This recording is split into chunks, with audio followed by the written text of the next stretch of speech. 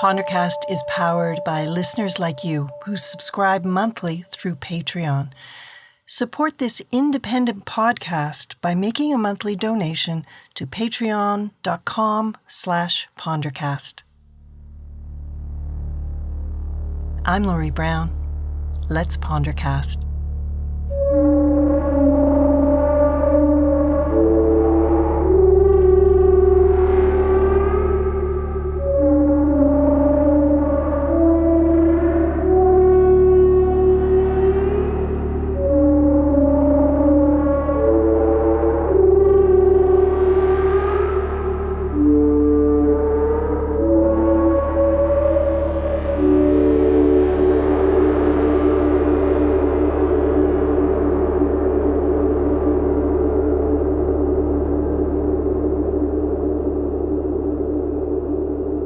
Anger is everywhere. The bicyclist on the street when the car cuts in front of them. The immediate angry reaction of drivers when another driver is too slow or too fast or is inattentive or unsure of where they're going. Anger is a hair trigger away online. The name calling, the personal insults. I feel the rage. Do you? These days, I'm really fucking angry. I'm angry at the world in a way that I've never been. Is it the world or is it me? Have I lost some kind of special wrapping that protects me from the million injustices happening all around me all the time? Everything hurts. Despair is creeping into my world, my home, my brain, my 3 a.m. sleepless nights. Is this just what happens when you get older? Is the next step quoting your grandmother? Maybe I'll retreat to the country and keep my nose and hands in the dirt and grow vegetables for my neighbor and write self-help books for other world-weary people. Am I going to check out to save my soul or dig in? I can feel my anger growing. Injustice, corruption, lack of compassion. I see cruelty and meanness everywhere, and I feel the anger rise in my belly and burn my throat, and I want to scream. This anger is beyond politics. It's about human decency. I'm not sure how civil I can be about this anymore. It is moving beyond civility. I feel like a mother seeing a pack of 6-year-olds all hitting on one kid in the playground. I wouldn't stop to think about it. I would just move to stop it. What am I capable of these days? I'm not sure. These crazy times are changing me. Crazy times call for a different kind of action. Standing up, stepping in, speaking out, showing up, standing fast.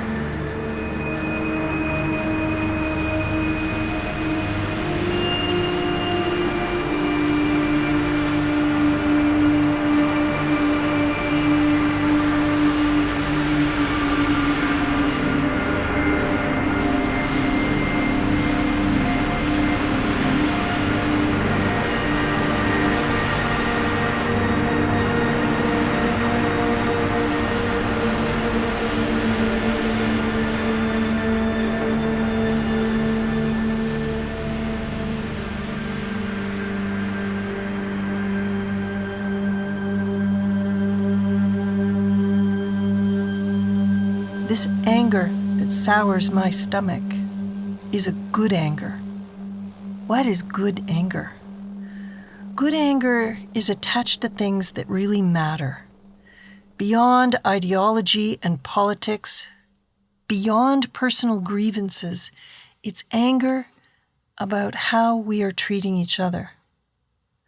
And good anger is the kind of anger that makes you move to make changes.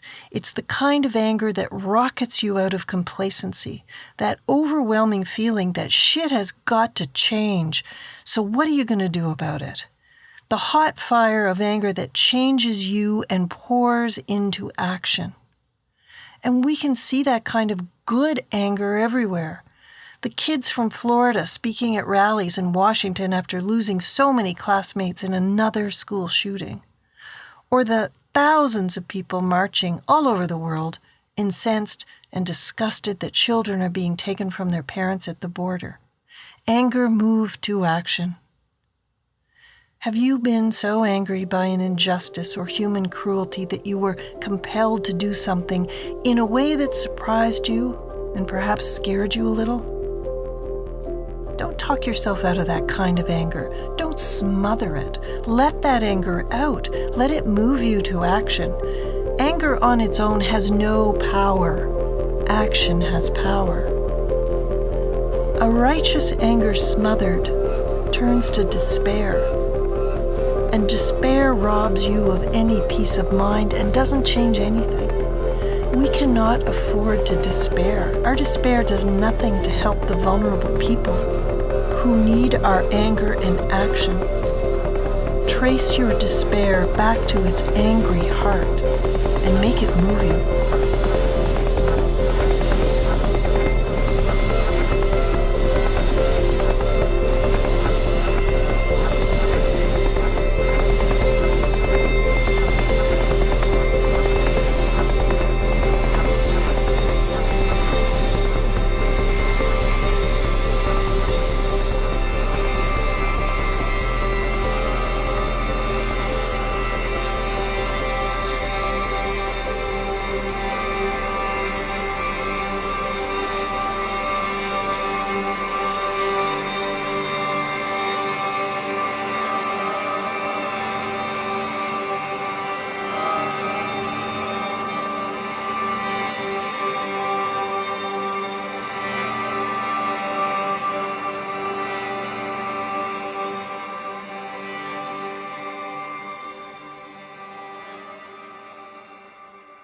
Trump, the cause of how much anger and suffering and chaos and upheaval. I talked to my girlfriend in New York City. How do you do it? And she says she can't really read the news anymore. She just looks for her chosen issue. She said, I decided to pick one thing that outrages me and work for that. Spend my time, my energy, give it financial support on just one thing. And she's chosen women's rights. So she reads that news and she fights that fight and stays focused and active. She says that keeps despair at bay. One cause. Can you think of one cause? Where does your anger point you? You've had ideas about what you could do, but haven't yet. What would your cause be? What could you do?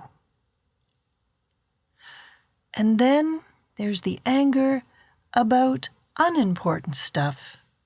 You've seen and heard some scary shit out on the city streets. Anger is running high. Someone gets the wrong order at Starbucks, explodes. A traffic delay, road rage. Someone else's bad parking job ends up in a fight in the parking lot. A long Friday lineup at the bank, someone screaming. Someone is always exploding. Maybe it's you sometimes. What should just be an annoyance is suddenly feeling like outrage. We are indulging our anger. Watch how once you start to vent anger over one thing, and maybe it is a good anger over something important, but that anger can then take over your world. Anger is a stimulant. It has addictive properties. You find yourself scanning your social media, looking for something else to piss you off, and you will find it.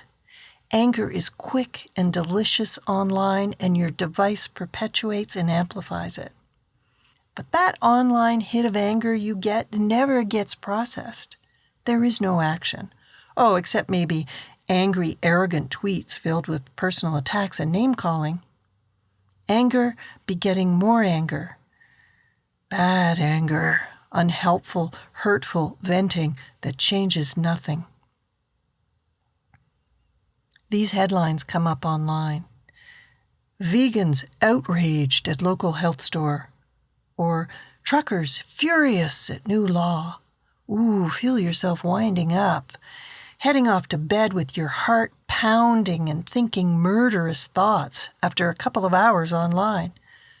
We're used to seeing cute cat videos that are there just to get us to like or share. Our attention online is the most valuable commodity on offer, and every click on a hilarious cat video is a win for somebody somewhere. But the online world knows that your outrage and disgust works even better than a kitten falling asleep on a robotic vacuum cleaner. We leap to attention. We click, we share, we comment, and ramp up the anger every time we interact. This is rage baiting. The internet doesn't care what kind of a reaction it gets, it just wants your attention. Look for things that make you angry on social media and you will find them. And once you start to see this online fishing for your outrage, you can't unsee it.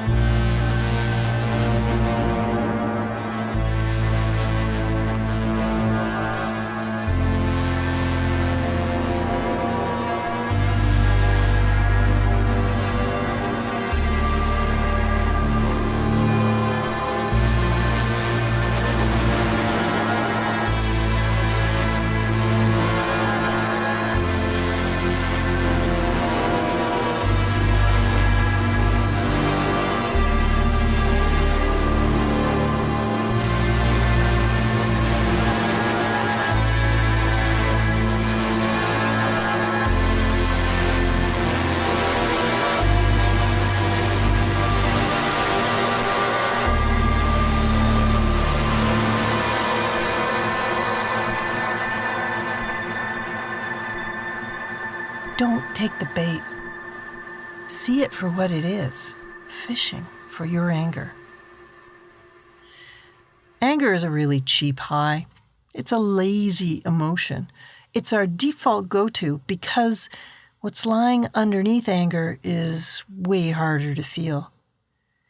If you pay attention to what's going on as you feel your anger start to ramp up, if you can isolate and analyze the micro moment before anger kicks in, you will find another feeling there.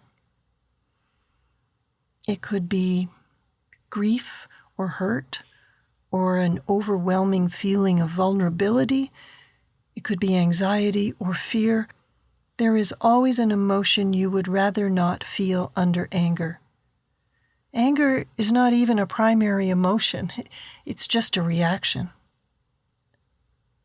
So what's there that swells up in your heart before anger takes over? And would actually feeling that original emotion kill you? Letting yourself feel the grief at the latest news? Acknowledge that you feel real fear at the way the world is churning? Might taking some time to actually let those emotions have some space change something? Instead of fueling the rage riot happening online, might the conversation shift to something less polarized if we spoke of our fear and our grief? Might that be our common ground for moving forward together, beyond blame and ideology? So how to recalibrate our anger?